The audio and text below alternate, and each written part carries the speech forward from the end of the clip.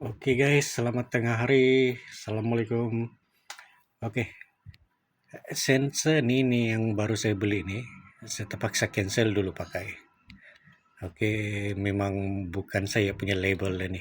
Ini tinggi punya label. Dia sekurang-kurangnya yang paling bagus pakai untuk STM32 atau Raspberry Pi. Sedangkan aku punya controller baru ESP32. Jadi masalah dari sekarang nih, dia punya power delivery untuk bagi power dia ini pun susah, cerewet. Lepas tu coding pun susah. Jadi sekarang ni aku ganti balik dengan TF Luna yang single point. Yang ni multi point. Ini umpama dia macam laser, satu titik lurus. Yang ini dia lebih kurang macam torchlight lah.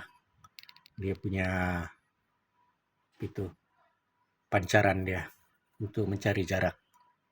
Jadi ini terpaksa disimpan dululah, dipakai akan datang. Kalau aku pakai itu macam STM ataupun Raspberry Pi.